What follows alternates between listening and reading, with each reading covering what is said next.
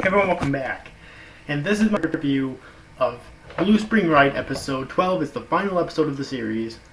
So shortly after this, I will be doing my review of the series as a whole, okay? Basically to finish off Blue Spring Ride completely. Okay. Blue Spring Ride. Wow. This, I'm conflicted about how I feel about this conclusion, okay? I really am. I'll talk more about this in my review of the series as a whole as well. Okay, or rather I'll talk about it again. Okay, but I'm conflicted about how I feel about it because I don't think they completed everything. That's why I'm going to go to the manga eventually. And see, like, if there's any more story left in it, because they did complete some things, but they didn't complete some things. Like, the romance is not completed, and I heard some people saying that the series isn't a romance. It was more about the friendship, but it was a fucking romance, okay? Because guess what? Futaba didn't want to be friends with Ko. She wanted to be his girlfriend. I mean, that's common sense, you know.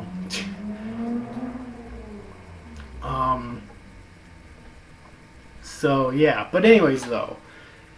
And it kind of had to do with... I mean, there was a subplot earlier on that had to do with Futaba's friendship with Yuri, but that was completed a few episodes before the finale. Okay, it really was. And probably 2 or 3 episodes before the finale, it was completed. So, and then of course there was the whole thing with Futaba changing, but that was completed in episode 1 or 2 or maybe 3. So that was completed a while ago. The only thing it really completed in this episode was Ko's character development. And I don't see why it needed the entire episode to do that. See, I didn't really see the purpose of them having Ko's father there, okay? I really didn't.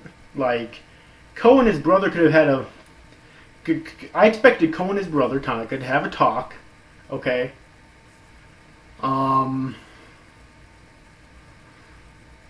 To sort things out and whatnot, and then that'd be it for that. And the scene would have been a lot shorter. Alright.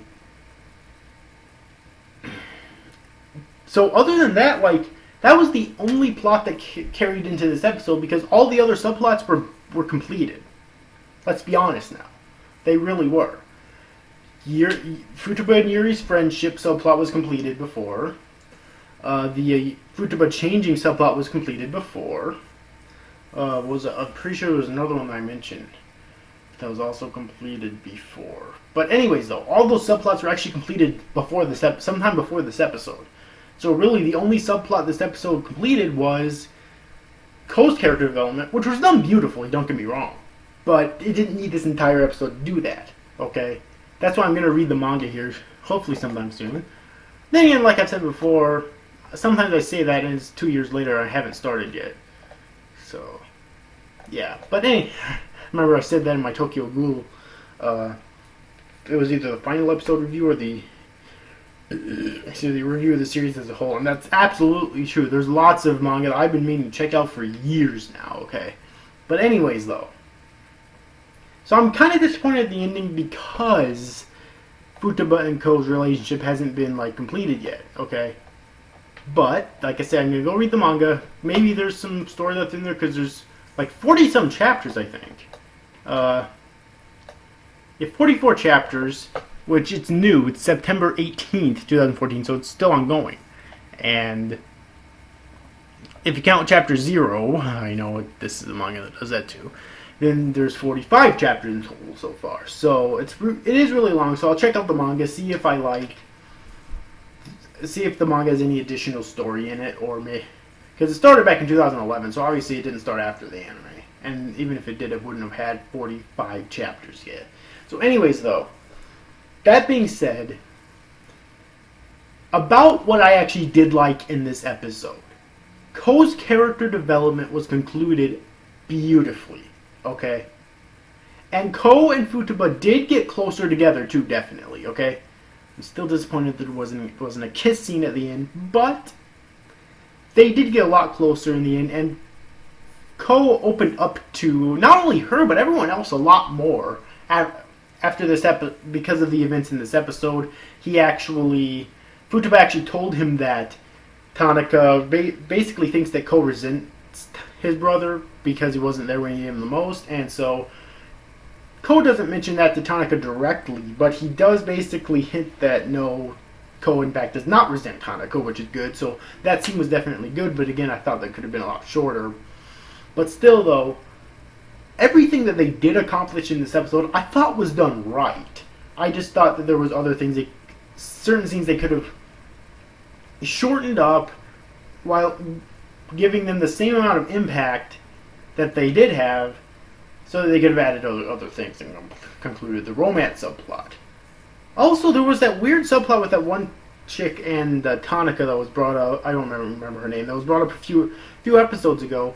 I don't know why that was brought up. It's like they didn't go anywhere with that either. So I don't even know why that was included. I mean, I'm guessing they just wanted to give that one chick some more relevance, but you can see how much relevance she has when I just call her that one chick. I can't even remember her fucking name. But I don't know, it was just really weird. I don't know why it was brought up. It didn't seem to have any importance whatsoever. Okay, maybe that's just me. I don't know. But anyways, though. Hold on a sec. Other than that, this episode was good. Okay, it really was. And the reason why I bring up that one romance subplot is because, well, first off, they didn't complete, but also there was a brief confrontation between that one chick and Tanaka in this episode where she basically says, her feelings, just because she's found friends, her feelings haven't changed, and Tanaka's just smiling at her and whatnot, which basically tells me that maybe he does have feelings for her, but he just wants to wait until she's graduated to make a move on her, probably hoping that she doesn't have a boyfriend by then, which given her dialogue in this episode, she probably won't.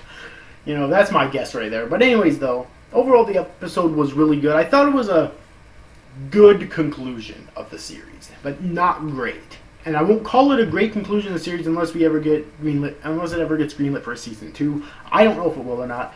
If it did, I would most certainly watch it, because I thought this series was amazing. One of my favorite shoujos. Now, then again, I haven't really watched or read many shoujos, so it's not really much of a statement or comparison, really, because I haven't really watched or read many. But from what I have watched or read, this is definitely one of my favorite shoujos. Now, and I definitely recommend it. Anyways, later on I will be making my review of the series as a whole. So I hope you enjoy this review, guys. See you guys. Thank you for watching. Bye-bye.